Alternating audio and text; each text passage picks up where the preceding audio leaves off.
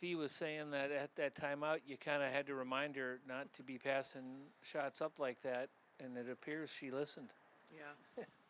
Yeah, sometimes Fee needs a reminder. Can't necessarily explain it, but obviously it was better for our team if she was a little more aggressive and she got back into that mode. It felt like, at least from watching it, that the first quarter was almost like a hangover from exactly Tuesday's what I called game, it. and then suddenly, Yeah. I don't know, you shook it off. Well, I mean, what changed? Well, and I knew it going into the game because I've been doing this a long time, and it's a weird thing, but sort of I knew that the start of the game would look a lot like the last game, the end of the last game, just because life's experiences. That's what it's shown us, and that we would just have to work through it. And so I thought we were prepared. I thought we handled it well. I thought we were persistent in what we were running, why we were running, same thing, kind of getting some good shots that weren't falling, and we just couldn't let our defense get away from us. And we had 16 points in the paint in the first quarter. That was obviously not the game plan. So, and once we got out of the first quarter, and especially the run at the second quarter offensively, but we were pretty good at defending most of their actions most of the night until we got in the fourth quarter and we started fouling, which was a big disappointment. But we hung in there and found our way offensively, and I liked the collective win. That 25, 26 points off the bench. Obviously they had a ton, but I liked, especially as a stretch that we're coming into, as we get quality minutes for people. And be able to get some players off the floor so we can stay fresh. I thought that was a big day for us in that way. To me, three numbers that really stuck out was, I think, 46-20 in the paint after the first quarter for you guys. 28 points off of turnovers. Yep. And only 6 turnovers, season low for you guys. Yeah. And, I mean, after what, in recent games, turnovers have kind of been a problem. Yeah. Which of those 3 do you think were the most significant? Well, since we couldn't get them field goal percentage down, I would say the turnovers, playing off their turnovers was key, because we couldn't get their field goal percentage down. They were in the 50s for a while. But I'd say probably the turnover game itself, right? Because as we know, the game down in Washington, we were a turnover machine ourselves, and they had 22 points off of them. So can I say both? Both matter. The turnovers on both sides mattered. It allowed for us to get 20 more shot attempts, and we did out rebound them offensively, by 2, which it's hard to do with these guys because they're pretty persistent there. Coach, talking with Fee and Court on the season low 6 turnovers, Courtney was quick to bring up. I had 10 turnovers against these guys last time, and then just one tonight. Just like a great ball movement game, just kind of like start with Courtney and then flow through everything that happens from then on. Or is that, like, how did you see just sort of the ball movement? I don't think in Washington it was a case that her turnovers came from a lack of ball movement. I mean, they were just more silly passing turnovers. It wasn't making, and there was times when she was making reads that were maybe the wrong reads, but I just thought we had a better handle. I thought our shoot around was really good. They were locked in. Offensively, we really talked a lot about, just much like we did after the Washington game, when we were down in Atlanta, we just cleaned up some stuff. You took advantage of that time together, and I thought they were really confident going into the game as far as what was going to be available. And then Fee kind of got going, and that's obviously what you need. You need the MVP to be the MVP. You've joked a lot about how forgetful Courtney is, but it sounded like she remembered that last Washington game pretty clearly. It's hard not to. Yeah. I mean, even Dory. I think even Dory would remember that one. Yeah, I mean, what does it's hard to do. Yeah, what does that 10 speak turnovers in a game for one player. I understand. That's really hard to do. I had 9 as a freshman in college. I'll never forget it either. So you don't forget those things. I'm gonna have to somebody confirm that for me. It's an easy confirmation. I can tell you exactly how they happened. Yeah. Oh, Speedy had me crying. Yeah, for sure. I got subbed out, and you're crying. I should be crying. That's what my coach told me, and I was done. So. I think I still have a question. What does it say about Courtney's competitive nature that she remembered that and tried to make amends tonight?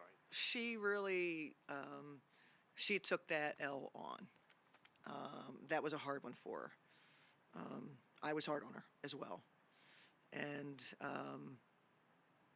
she just knows that she let, in her words, kind of let the team down. And so she really took that one on, which is why she remembered it. And again, she won't forget that.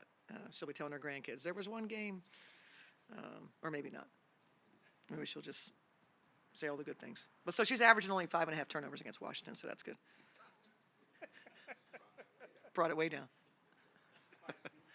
Yeah, the 5 steals. Yeah, no, Courtney was good. All kidding aside, Courtney was really good.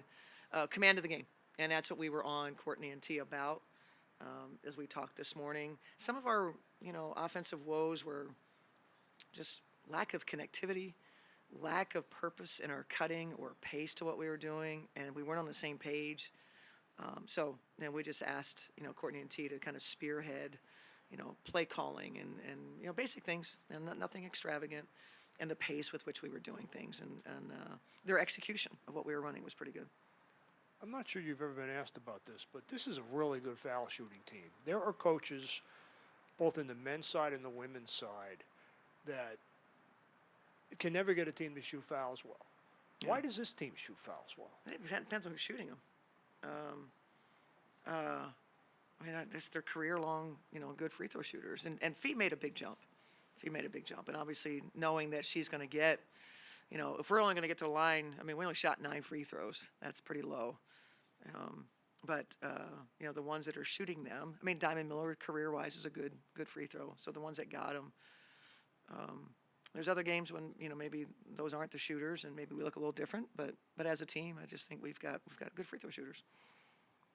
Kind of circling back to Courtney, 5 steals tonight. I feel like she's always been a little bit of like an underrated defender. Yeah. Tonight, though, she just really went to a different zone, like with her ball attacking. Just how important is that when Courtney does have that type of command on defense? Yeah, and it's what we asked for. We asked for, one-on-one, like guard your player. There are a couple letdowns there, but one-on-one. And then we just needed to provide help for our bigs. Because the Mystics are really, really good at throwing the ball inside, and we were really, really ready for their post actions. But then we were also ready. So I thought our post did a great job, denying the catch. We were really persistent there. And then when they did get it in, I thought our readiness to, attack on a dribble was there. And Courtney was just really, really active and really engaged. And when she does that, she's a really good player. And then just Diamond Miller as well. Kind of her first stint was maybe a little rough, but she really seemed to turn it around in that second stint, in the second half. Just, again, how impactful can Diamond be when she's kind of has the confidence going and pushing pace? I think it's going to grow, with a more consistent role. I can tell you she practices well. I can tell you that, and she just stays with it. I think she's given us a lift. She gives us something different. Obviously, her attacks to the basket. She's been opportunistic from 3. So I think it's really important that it is somebody that we're targeting, saying we really need, for her to find some confidence. That, like I said, that first stint, not because of Diamond, right? Like it was a group that was out there collectively was poor. And, we were able to, like you said, salvage and get to a bunch better space in the second half for them.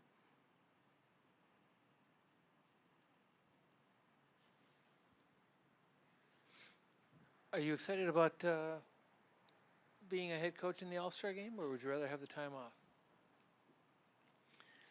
So I had this discussion recently, how these are first world problems. And how, dare I for a second, think that this isn't a tremendous honor and our team, doing this. And so that's the space I'm in, and I'm excited to join Fee and hopefully other Lynx players. So no question about it. You cannot ever take these things for granted. And so it's a great honor. And you know which team you'll be coaching? The team, I don't know. Well, there's transacting that can happen. Yeah, it's been done before. Yeah. Nope, one behind you. Just a question following up on I think we were talking about this before the game, but the patience. Yeah. How did you see that show up in the game? Is it just a matter of not taking the first option, actually slowing the pace down, or could you just break that down? Like, how did the patience show up for you guys? And we worked on this in shoot around. It was really more about our reads. Some of our troubles were missing people that were open in the options that we were running. Pick and roll reads. We are very definitive about which players are involved in pick and roll and which ones you don't go to because the defense hasn't moved. And so our reads, I thought we were tremendous at putting the ball in the pocket, hitting the roller in good spots, collapsed the defense, threw it out the backside. So we got loosened up, and we were able to play out of that. So I think our reads were much better. And then the patience can happen when you're coming off and you don't have anything. We were very definitive about where to put the ball when you don't have something, so we can get our next action on the second side. And I thought we were good in that space. And then and Fee is just so active. I mean, let's just say it, like, no matter what we're running, Fee, is going to dive into the post and we're going to throw it in.